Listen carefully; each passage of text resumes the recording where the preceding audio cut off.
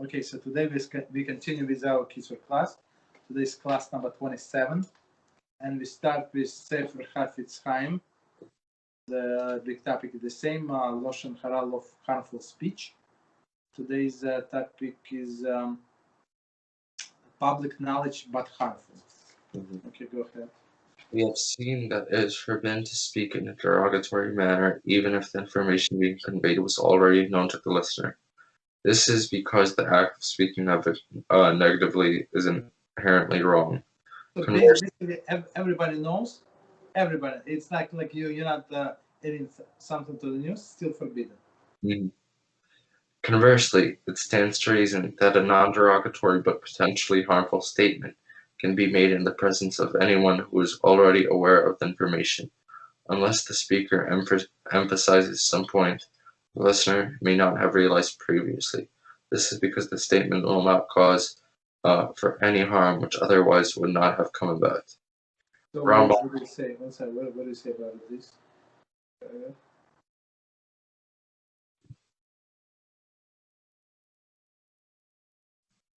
Any comments about? Okay. You're asking me. It's basically saying if a comment is, let's say, objectively, most of the time it's not even supposed to be derogatory. The comment isn't derogatory at all, and you tell it to someone else, you're allowed to say it if they already knew that information, and you know they're not going to take it as derogatory unless you specify something that you didn't specify before, and they might have the thought that it's derogatory. Okay. Rambam takes this step further, stating that if a potentially harmful statement was made in the presence of three people, three are permitted to relate the information in conversation with others. This is because each of the three can assume that the other two will probably make the information public anyway. However, this would not be permissible if either one of the three is known to be discreet or especially careful regarding the laws of forbidden speech, or the person's intent in relaying the information is to publicize the matter yet further. So basically, if you tell something to three people, it's a guarantee everybody would find out. Mm-hmm. At least one of them or two of them are going to speak. Okay. According to Chaim, Rambam permits any of the three to repeat the information, even if it is derogatory. Okay, so we have page 4-6. Huh? Page 4-6. No. We continue. We go on page 4-6. For body. It says 4-6. Understood. So on top. 1 second. The Chofetz Chaim fails to find justification for such leniency. Furthermore, he discourages reliance on Rambam's opinion with regard to Lashon Hara, spoken in the presence of three, as most other commentators seem to disagree with this ruling. Thus, one should never relate derogatory information even when it is related to three or more listeners. Okay, so very clear. So be careful, basically. Okay. All right. So let's go to our Kitzur Shulchan Aruch, and we continue knowing the laws of Tefillin. So we're on Siman 10, CF number 20. Okay.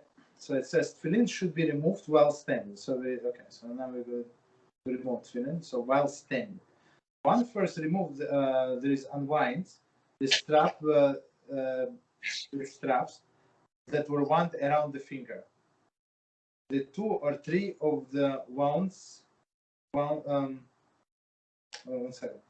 the 2 or 3 of the 7 revolutions that was wrapped around his arm. So commentaries say, and we're going to explain number 4.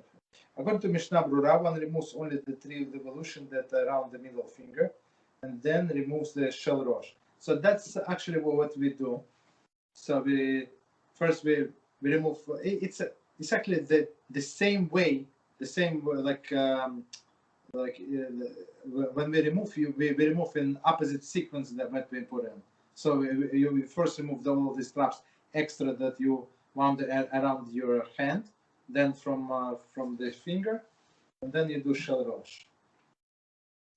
Then he removes shel rosh first, and afterwards removes shel yad, due to the verse in Dvarim 6:8 that states, "And let them be tefillin between your eyes."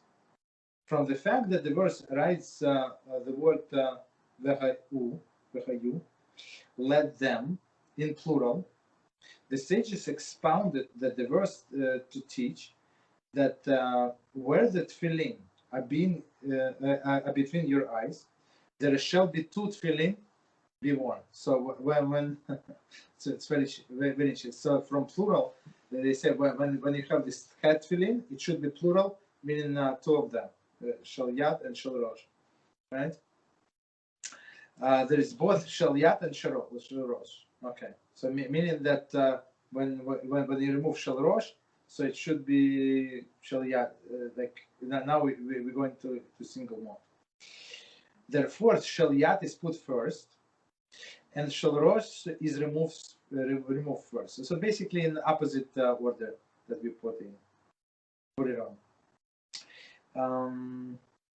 In this way, whenever the shel rosh is upon the person, shel yad will also be upon him. So always, right? So, okay, if you have shel rosh, it must be you must have shel yad. I mean, unless, as we said, the person has some injury and stuff like that, he cannot put shel yad, so he puts on the shel rosh. The shel rosh should be removed with the left hand, which is weaker arm. Commentary: thus the left-handed person should remove with the right hand. So like you show it with your left hand because you show that like you don't want to do it, basically.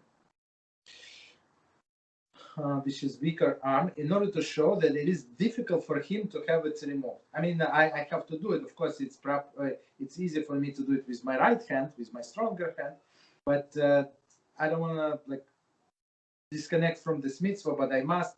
So I do with my left hand. Because in truth, the optimal form of the mitzvah is for tefillin to be worn the entire day. Okay? And it is only because it is difficult to maintain clean body, as we're going to learn about what is clean body means, that one removes them immediately after Shacharis prayer.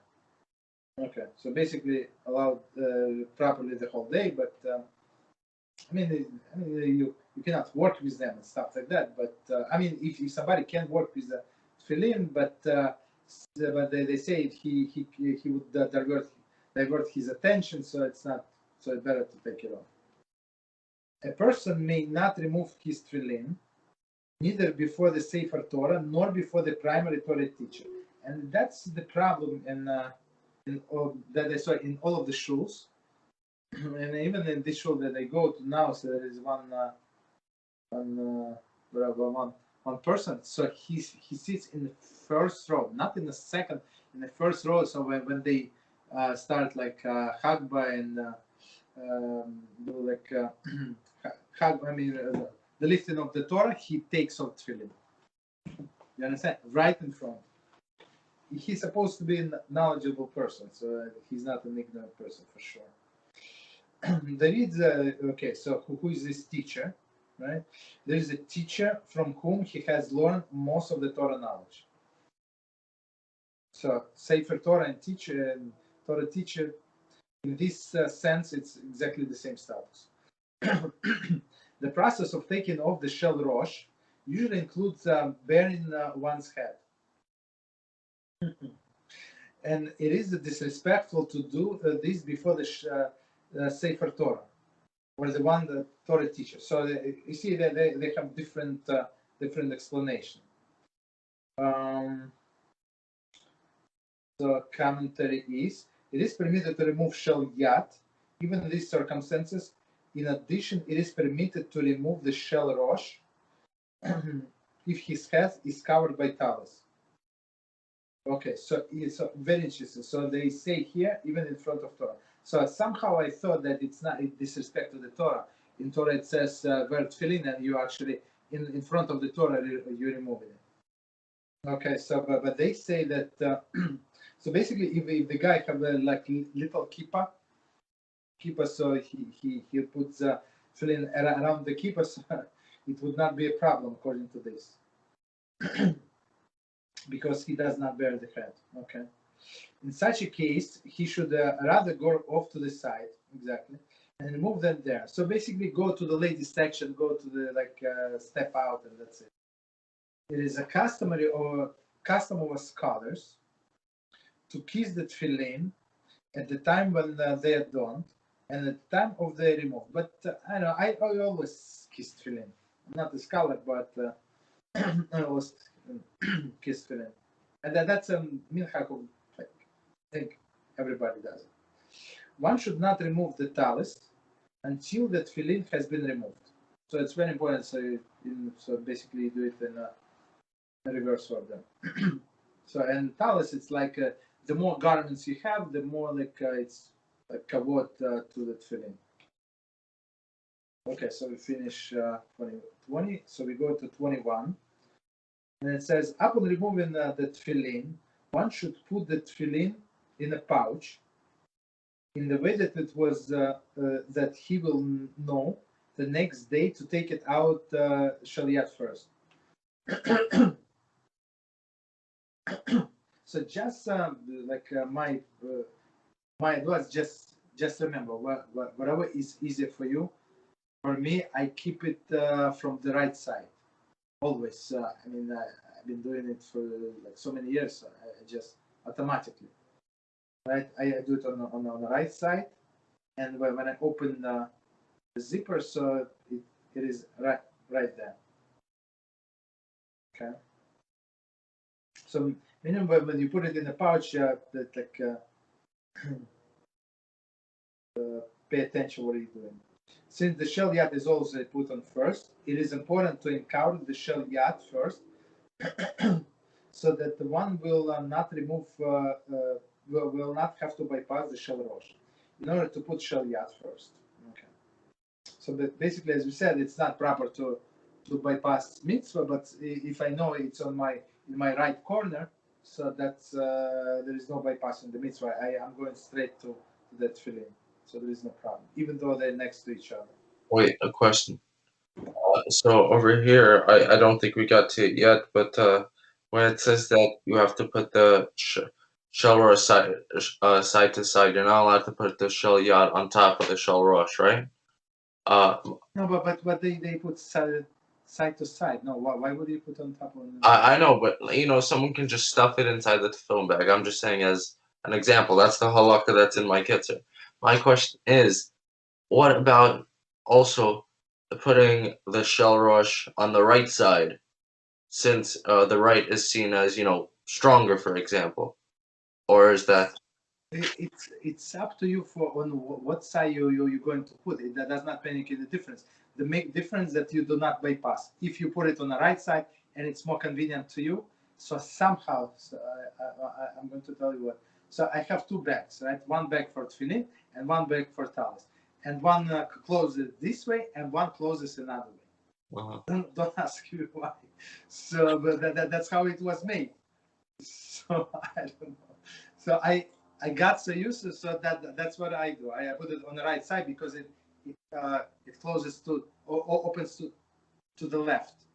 Got it. You understand?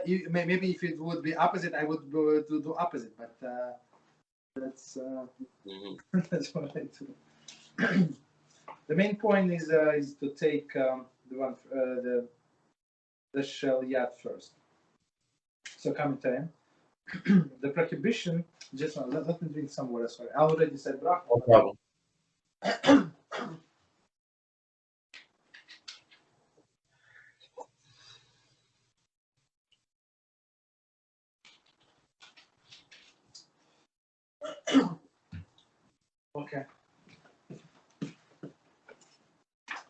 Okay, so the prohibition of passing by a mitzvah applies not only to the first time in the day that one puts on tefillin, but also when he is putting on the back after taking them off temporarily. Okay. For example, if he has to go to the bathroom.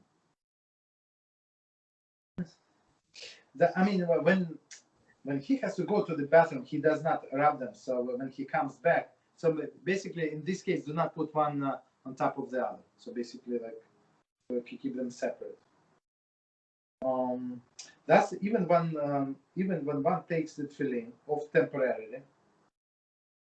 Care should be taken to put them down in such a way that he will encounter the shel yad before the shel rosh. Okay, so the idea is understandable. So try not to mix them. Okay, continue. However, this should not be done by putting shel yad on top of shel rosh. Okay, exactly as you said.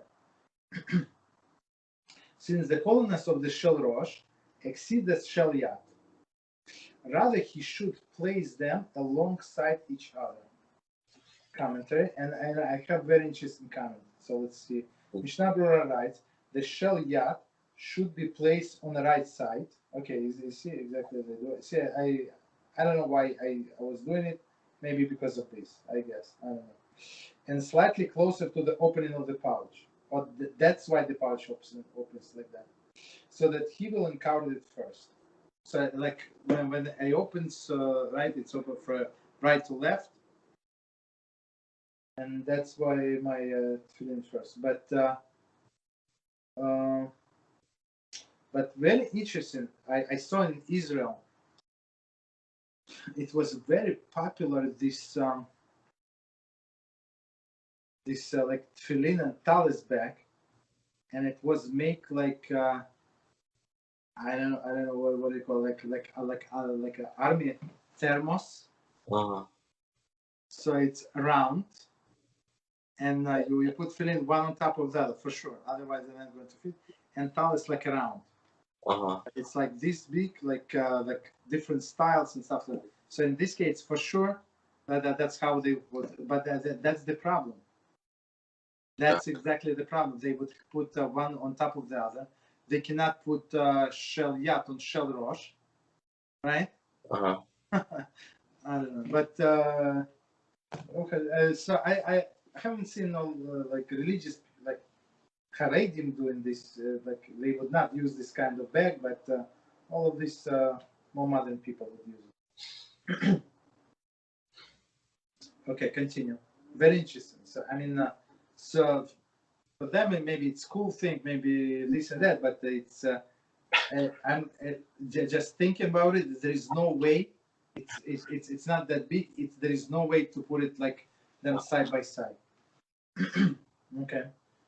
The pouch, sorry, the pouch with which tefillin should be placed deep inside, toward the back of the talis bag. Deep inside the back of the talis bag. The talis should be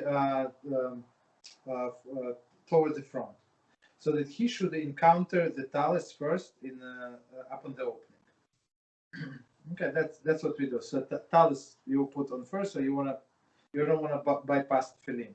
So as we said before, if he takes tefillin out, I mean he's talking to somebody, right? Whatever. So he has to put tefillin first. So that's why we put talis like closer to the end, to the top. So you always take the talis first. Okay. So next halacha, number 22. It is of primary importance that tefillin be worn at minimum during the recitation of Shema and Shmona Esrei. Okay, so we're going to get to it. One should, so that's minimum required, Shema and Shmona Esrei. One should recite Shema and does not wear one who recites Shema and does not wear his tefillin at the time without cause. Meaning, wherever he had tefillin, he decided like to do without it. Is considered as testifying falsely. Brachas 14b. Why? He testifies the command of don't tefillin with his recitation of the Shema, but he asks if the commandment does not obligate him. I mean, he say in the Shema we say about tefillin. but he does not fill in, no, right? That's a big problem. The proper mode of prayer, just 1 second, in which one also accepts upon himself the authority of heaven, is also fulfilled while wearing tefillin. Okay, so basically, so if he does not have tefillin, I don't know, for whatever reason, he is sick, he does not feel well, and he's weak, he cannot put tefillin, and he just wants to do Shema, so there is no problem. There is exception. But if he's too lazy, or for example, he came in and the congregation started praying, that would be an issue. Okay. I mean, if he's late to show. So let's see. The parameters of the obligation to tefillin in these times and in the subject of this seif. Okay, so let's see. So now we're going to go to all of the different situations. A person who does not have tefillin and the congregation is praying finds himself in the following predicament. If he prays now, he will have fulfilled the obligation to pray with the congregation. Right? We have this when we spoke about this importance of prayer with congregation, right? But he will not have the recited Shema and Shemona Esrei when tefillin. On the other hand, if he waits to pray for a time when he cannot, but on the other hand, if he waits to pray for a time when he cannot, but he can borrow tefillin, he will have missed the praying with the congregation. In this case, it is better to wait until after congregation has completed prayers to borrow tefillin from another. Right? It's counterintuitive, right? So that he can recite Shema and Shemona Esrei while wearing tefillin. Then to pray with the congregation without tefillin. So it's better to wait and pray with tefillin. For example, so he's going to borrow with somebody who is praying now. He's going to finish Shemona Esrei. He's going to give him tefillin. So it's better for him to wait. However, on one who is afraid that the time in which one must recite Shema might pass before he finds tefillin, should rather recite Shema without tefillin. So, I mean, the guidance is very clear. So let me read the commentary and we're going to explain. This includes its accompanying blessing. Meaning, according to Mishnah Brura, one should also recite Shemona Esrei at this time. So basically, especially in the morning, and we're going to learn about it, that you have to join the last blessing of the Shema, which is talking about redemption from Egypt with the Shemona Esrei. It should be like Goal Israel, so it should be, and he started praying like without any interruption. So if he afraid that the latest time, if you have MyZmanim, if you not, you have to install MyZmanim.com, the application. So and it shows you the latest time for Shema. So if he needs, I don't know, he needs slow, whatever, he needs 7 minutes. Let's say 7 minutes to complete Shema with a blessing. So he has to, and he sees that it's not enough time, so he starts without tefillin, and then later on he can repeat Shema with tefillin. There is no problem. The first time he is trying to save, to save the mitzvah of Shema, basically. Continue. If he is afraid that the time on which one must pray Shemona Esrei may also pass before he finds tefillin, then he should pray the Shemona Esrei without tefillin. Okay, so we're going to get it. It's not. It's in Sefer. Okay. Wait, Rabbi, but what if, let's say, for the Shema, or let's say the Shemona Esrei, you have enough time to do let's say one bracha, or just to say Shema Yisrael Hashem and not the paragraphs. Then should you still wait, or should you say the Shema with the congregation? Well, let's say in what case, when the time expires, or what is it?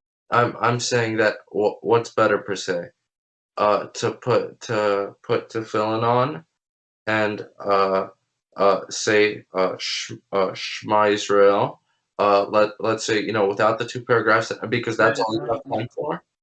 Or is it better to just pray with let's say pray afterwards, after the congregation ends, if you can do the whole thing? No, do after the congregation the whole thing. Okay. As we said, it's very important to connect this Exodus of Egypt to the Shemona Esrei. Got it. Okay, understood. So it's opposite. I mean, if you pray alone, but you can answer to Kaddish, you can answer to Kiddusha, so you're good basically. You only did not pray with them.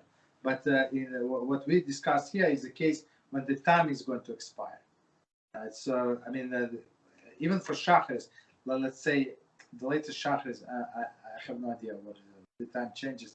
Maybe let's say 10:30, 11. So if this time, let's say he said Shema before and stuff like that, and now he has tefillin, he's not that, whatever situation is. So and he does not have tefillin, so he can pray without tefillin because the time is expired. That's it. He cannot pray Shemona Esrei after a certain time. Let's say he only has one of the tefillins. Is it better to pray with the congregation, or wait till you can have two and then pray without the congregation and have both pieces? It's an interesting question. I would say pray with one with congregation, because it's like two independent mitzvahs. So you get two mitzvahs: pray with congregation and you have your tefillin. Understood. But don't like the way I see it. Like try not to confuse everybody. Of course, of course, it's hypothetical, just in case. Yeah, okay. Because people are people. They learn like from like Rabbi Mizrahi told me many years ago. So I asked him, can I grow a beard? And he said it's not that simple. I said, what's the problem? He said people would come to you on Shabbos table and they're going to look at you whatever you do. So if you do not know Halachos, you understand, they're going to learn from where they're going to learn. And so he said, make sure that you complete all of the Halachos of Shabbos. You know exactly. Kitzur Shulchan Aruch minimum, that you completed this. You know about Parsha Shavua, and your wife does not mind. So if I said, well, what is the problem with the wife? No, she said, very interesting. That's not what she married to. She married to that person without beard. You understand? So she has a right to protest. That's not who I married to. So if she's okay, you can grow a beard. If you know halachas, because people are going to look, and people look. He said, no, he's very religious. I almost fell.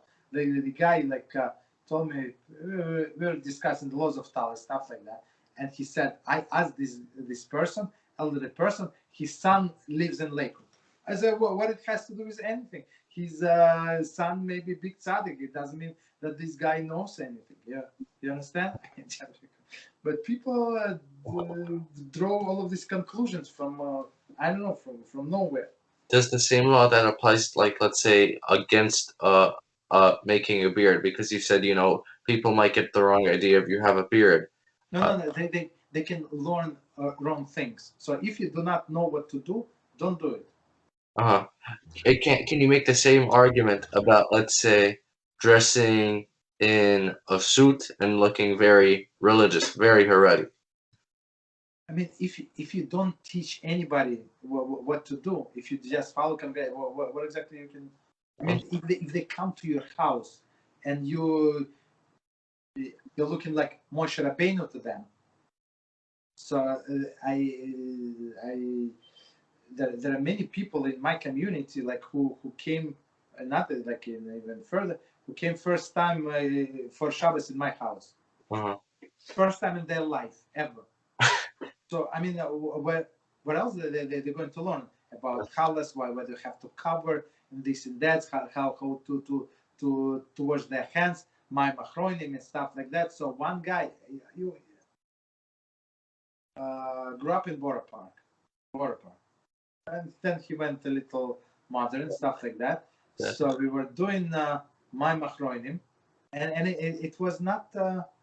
It was in the sukkah, so it was not a holiday basically. It was Chol. So, and he said, why washing your fingers like my machronim, right? After the meal. I said, why? I said, well, I said, what do you mean? He said, but today is not Shabbos. So the guy basically, I was shocked. I looked at my wife. She looked at me. I don't know. I said, but every time you eat bread, that's what we do. It's not because Shabbos, not Shabbos. You understand? So there is people who do not learn. They do not know. And if somebody would come to such a person on Shabbos, right? They know all of the prayers. They know things. So they would wash their hands, and then he would come to them on Thursday, and they would not wash their hands. So what does it mean? That's the proper way to do. I mean, people are lazy. Yeah. People are lazy. Then okay, so.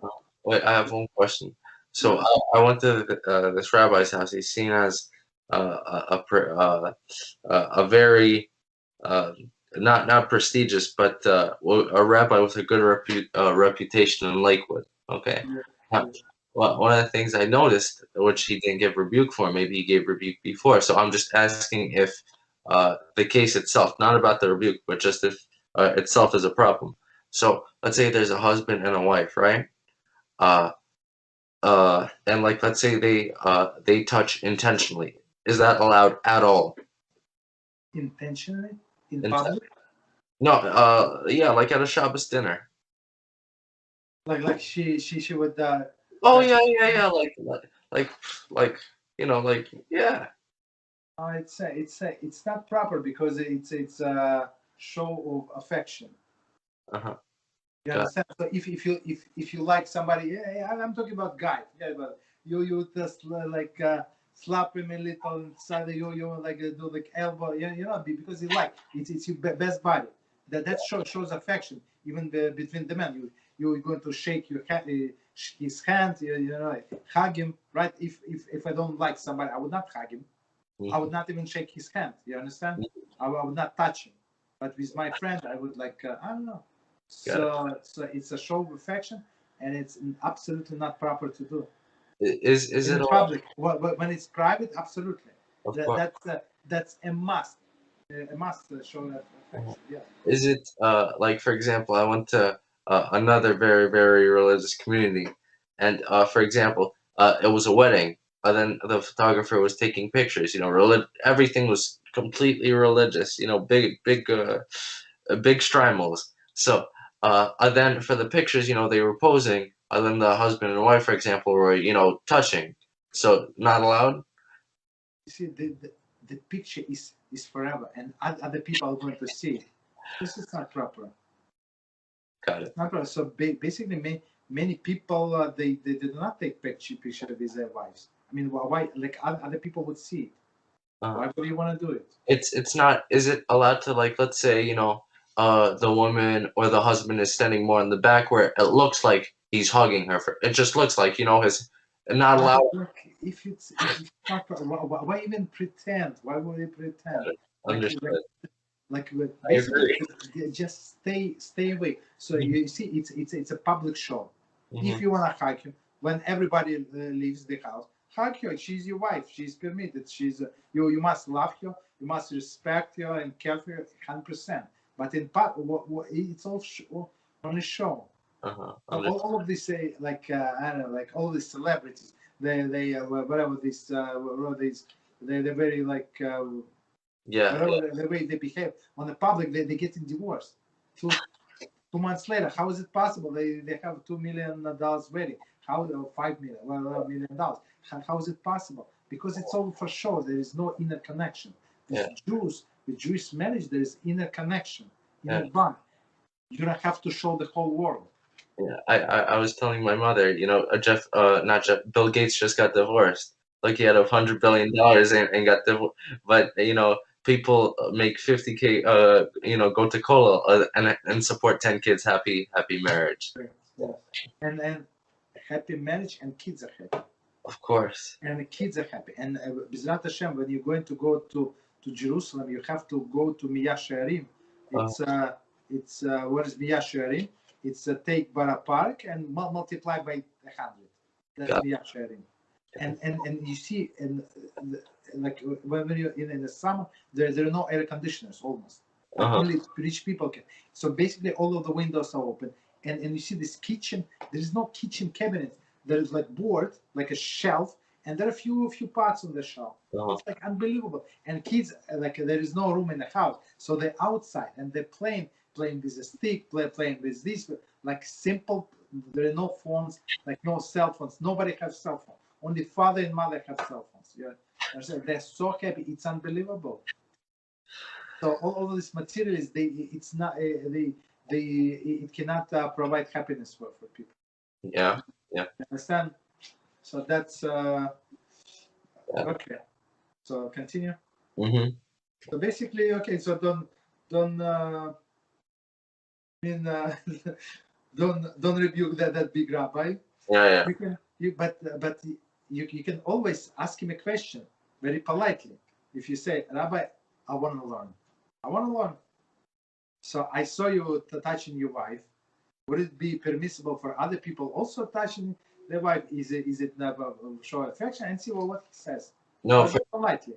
For me, it was just because it was his daughter. His daughter was touching, his daughter was touching her husband, and so so I was wondering, what is this? So, and also it's not permissible for a girl to wear high heels either, or is it? Of course. Why?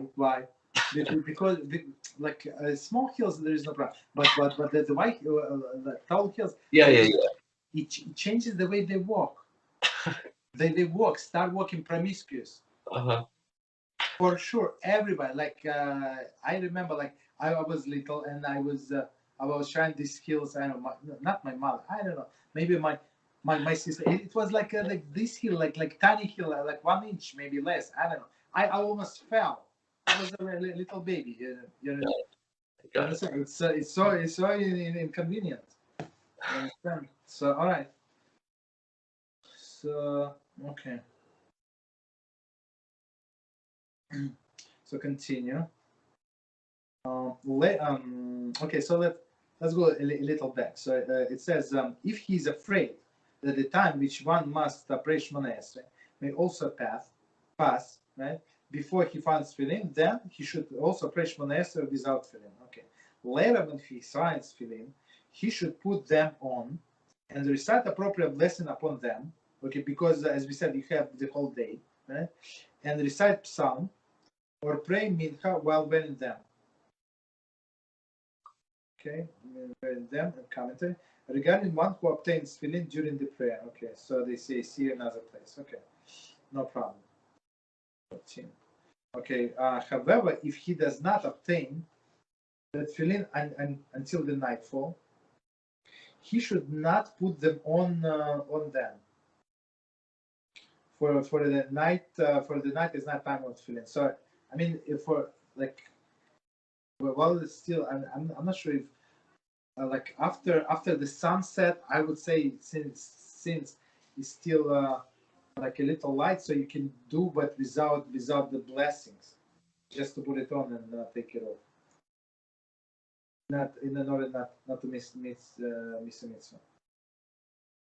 The commentary say, according to the Torah law, the mitzvah of Tefillin can be fulfilled even at night.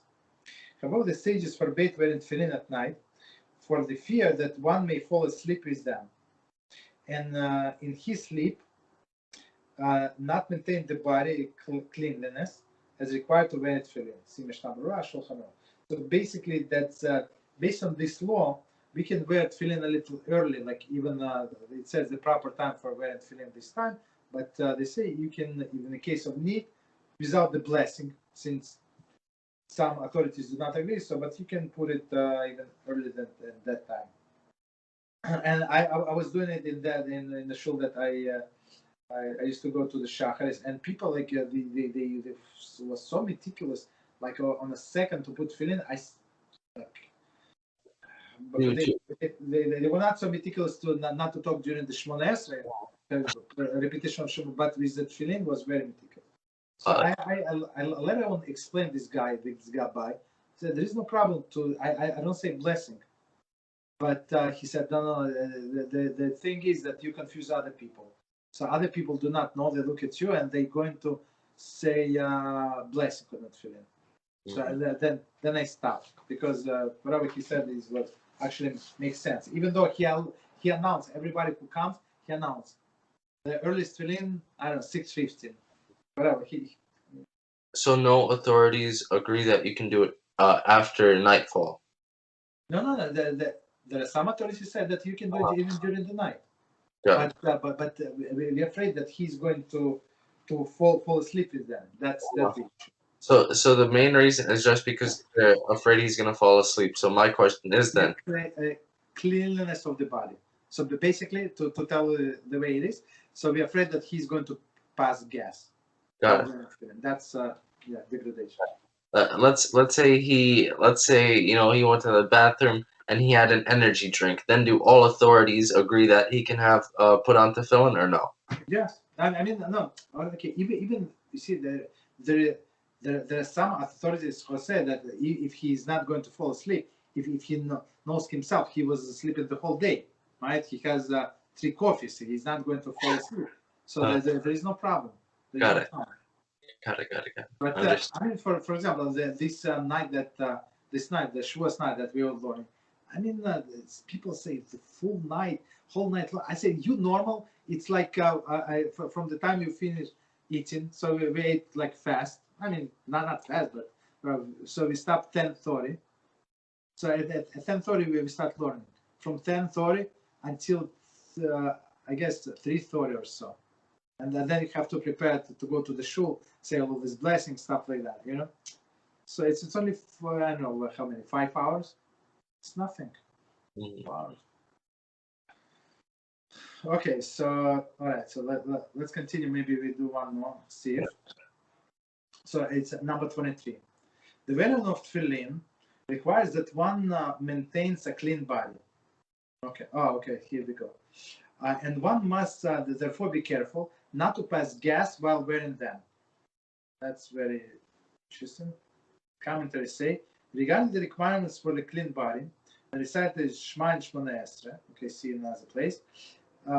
It's actually Sif number 12, so we're going to get to it. In entertaining lustful thoughts, while always forbidden, is also considered a violation of the requirement to maintain clean body. Just thoughts are not allowed while wearing tefillin. Go ahead. A question. What about let's say someone sneezes? Not allowed? No, there is no problem. Sneezes, there is no problem. It's not considered to be like a filth or something. Okay. Okay, continue. So, see Mishnah. So basically, so when he said has this sort of the sinful thoughts, or he has passing gas, so the proper way to cover tefillin. Got it. That's it. Okay. So continue. If one falls cover the tefillin, the arm tefillin, if it has the like the protection on it or no? No, cover with a sleeve. Okay, so you still. Yeah. I mean, it has to be hidden. So I mean, protection is to make sure that the corners are straight. Got it. Understood. If one falls victim of such thoughts, okay, here we go. He's obligated to desist from them and concentrate instead of the thoughts of fear of heaven. Fear of heaven. Very interesting, right? So very important. Fear of heaven is number 1. Okay. So continue. Therefore, one who suffers from the intestinal disorder that will cause flatulence, right? Even if he is not experiences pain, is exempt from obligation to wear tefillin. So basically, if like all the stomach problem has to go to the bathroom, he has to pass gas. Okay, because he cannot properly watch himself to maintain clean body, especially like maybe they say, for example, he suffered from diarrhea, I mean, he has to run like every 5 seconds to do the bath. Okay, so this exempt from obligation to wear tefillin. Commentary. It is also actually forbidden for him to put them on this condition. Mishnah Brura. So basically, in this condition, he knows for sure it's going to happen. It's not maybe yes, maybe no. He has this problem the whole morning. You understand? So it's for sure. That's mitzvah for him not to put tefillin. However, if it is seems to him that he can maintain a clean body for the duration of the recitation of the Shema and the prayer of Shemona Esrei, he should put them on just for that time. So that's how we started Sefer, right? That's the minimum requirement. Commentary: he puts the on tefillin between the blessing of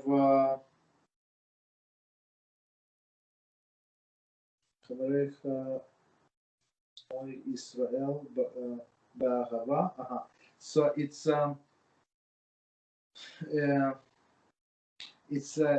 this blessing. It's right before the Shema. So when we say this blessing, Israel ba'ahava, everybody says Amen. Some people do not say Amen, and then you say Shema Israel. So they say right between this blessing and when you say actual Shema verse, put this tefillin. I mean, to make the time as short as possible, and recite blessing of the tefillin. Okay, so in this case, since in many communities they do say Amen, right? So it is actually allowed for him to say this blessing of tefillin. Continue. However, regarding a person with another illness, the law is as follows: if he feels pain due to his illness and does not have a clear mind due to his pain, he's exempt from obligation of the wear tefillin. I mean, God forbid somebody is in pain, right? Because of the mitzvah of tefillin requires one to not divert attention from them. So basically, as we said last time, so it's proper for a person to check his tefillin as often as possible. You understand? So if he's in pain, he does not pay attention. So we're almost done. So commentators say this level of distraction is enough to exempt the person from the obligation, but does not forbid him to wear them. So I mean, he can do it, but he's not obligated. Therefore, if he wishes to put them on, despite this distraction, okay. So if he wishes, he may put it on. Okay. Last sentence. But if he is not suffering to such extent, then it is obligated. Then he is obligated to put that tefillin despite his illness. I mean, if there is a pain, but he can still concentrate. He can still blessings, and as you said, tefillin is like antenna, right? That connects us to Hashem. So I mean, that's what it's proper to do. And Hashem. So if you want, I am going to send you. If you want, these pages from Mislat Yesharim. You have Mislat Yesharim, correct? Yeah. So I'm going to chapter 19 that teaches what Hasidus. Ooh, the real Hasidus. So, and it says in a part of what you would not believe, in a part of love of Hashem, it says zealousness, to be zealous. One of the parts of Hashem, to be zealous with all of these people, and it says you must rebuke. If you do not rebuke, you're not Hasid. And you're going to see. I'm going to send it to you, and you see it with black on white. What you have to show me is because these people said, yeah, rebuke is good, but it has to be. But they don't love. No, but as you said, since it is recorded, we're not going. Going to name names or who was it, but that you care about that person. It bothers you deep inside about the person. So if you do not care about the person, you would not do that. You understand? For sure, you're trying to do it for love, with love, from love, right? That was your motivation. That's exactly what Hasidus is. You're going because it bothers you. The sin of another Jew bothers Hashem, and Hashem is your father, and it bothers you. That's Hasidus, the real Hasidus. I have one idea for you. It's a big stringency, I would say. So let's say, there are many opinions on certain halachot, correct? There's okay, but there are many opinions, but we don't know what to go by. Okay. Yeah, of course. But let's say you agree with one opinion, right? And you say all the others are wrong. Let's just say you always paskin as this person, as this rabbi, okay? Through not because you like not because you like the rabbi, because you read the Gemara and everything like that, and then you got to the same conclusion as him. Okay, we'll say it that way. Okay. So my question is now, but for example, in our laws of Shabbos books, many times it says, if you need to, you can go by a different opinion. Yes. So my thing is, if you say that other opinion isn't the Torah, to you at least, to let's say to another group who believes that's the Torah, correct? Then it's correct because Hashem loves his sages and so on and so forth, and if people follow a certain sage, inherently not be then it's correct.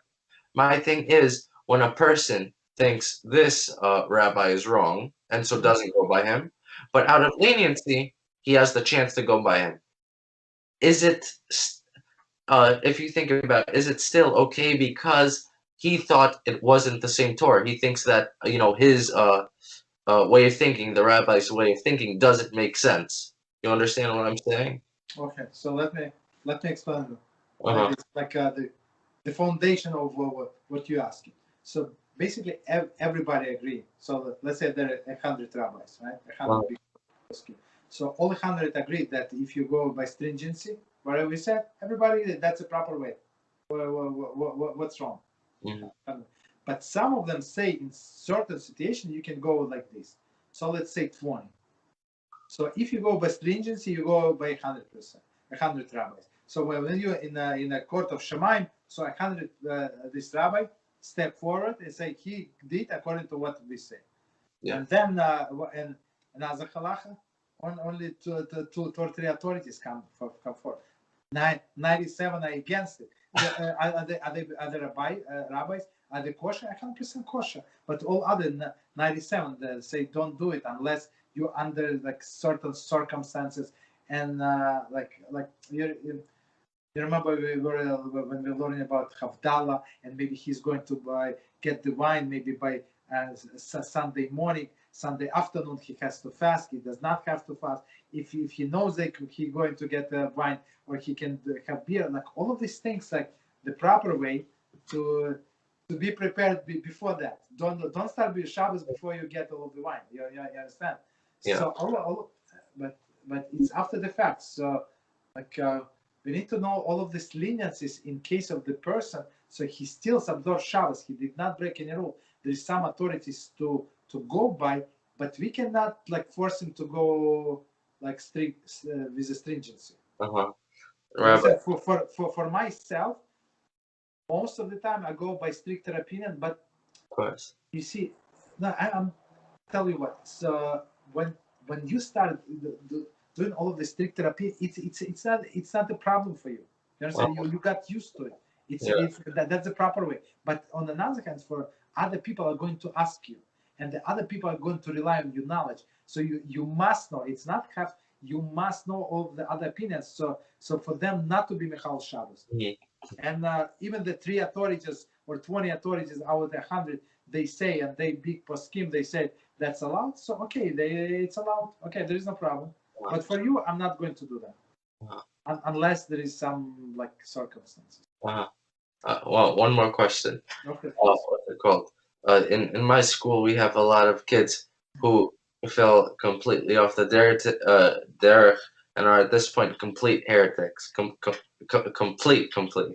So my question is, number one, what's the view of modern Hebrew? Because these people love modern Hebrew and they hate Yiddish. They hate Yiddish. They say, Yiddish is what's it called? Hitler language, blah blah blah. This Jews were in Germany before Hitler, but it's Hitler. So modern Hebrew, it's good or not good? So modern Hebrew, so Rabbi Mizrahi actually sometime he made this class on there's a book of one Hasid from Israel. So there are some, so all of these people, I think Ben Yehuda, I think he was named, he was not religious. This guy who invented the mother here was not religious.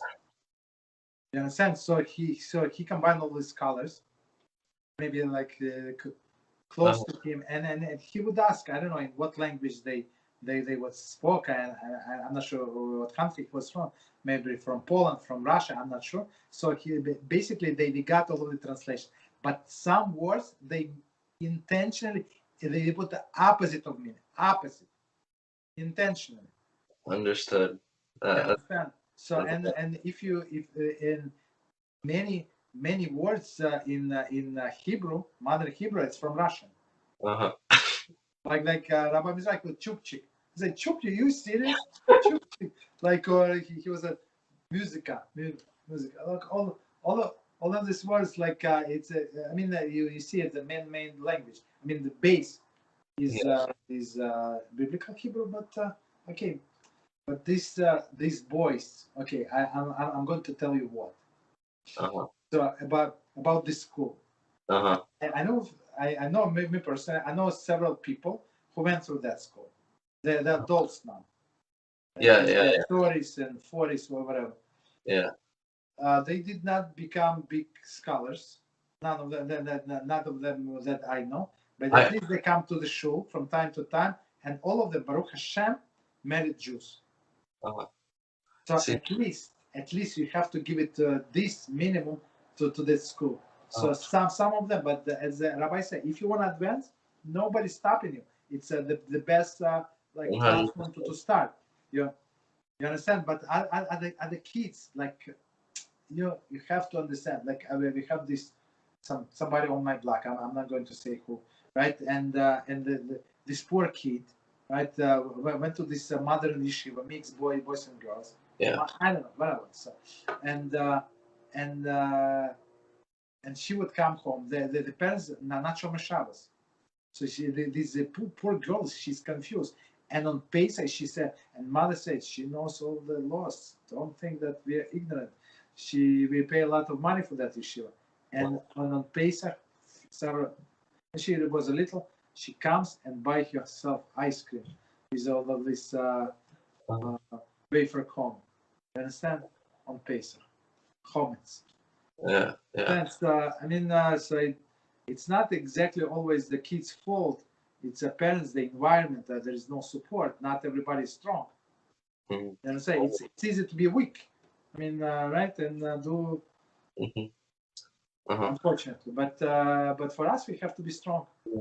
In the school, there are really four categories of kids. Number one, we have a few complete epicureans. Then we have the kids who are I like what Rabbi Mizrahi said, Tiflini. That's the term I use now. Half religious, half not religious. Then we have the kids who just don't know, right? We have very, very few kids who actually want very, very few. I would say 2, 3 maximum. Okay, all right. But so stick with them. With them. Some kids. What's it called? So the rabbi there, big Kirov rabbi. He gets snacks, right? Then he asks the kids, "Come make bracha, come make bracha." Just for them to make a bracha, he gets everything. Now, he has kids who he got to become frum, and they actually moved to Lakewood, and some of them stayed in Israel, and so on and so forth. One of them is the secretary to the Rosh Yeshiva in Lakewood now. So there are a few high ones. So it's all that depends on the person. So it says very interesting. I learned this Shavuos. So we're learning Nefesh Chaim. And it says that this extra soul, that only tzaddikim are getting on Shabbos. So this extra soul, meaning that the way I understood, like the statement that only if person wants to get this, if he's going to observe the Shabbos, he's getting this extra soul to enjoy Shabbos. But if he's going to drive, he's going to do his bill. Why does he need this extra soul? It's going to stay there. It does exist, but it's not going to come down. Very interesting idea. If he drives, he doesn't even need this soul. Exactly. Beezrat Hashem, while he still has the soul in him, he can still do a teshuvah. Of course. Teshuvah, the door is never closed, but this extra soul for Shabbos, he does nothing. At this point, he does nothing. Yeah. You understand? So, all right. Okay, Rabbi. All right. So good night. Good night. Until tomorrow. Yes. Second of this time.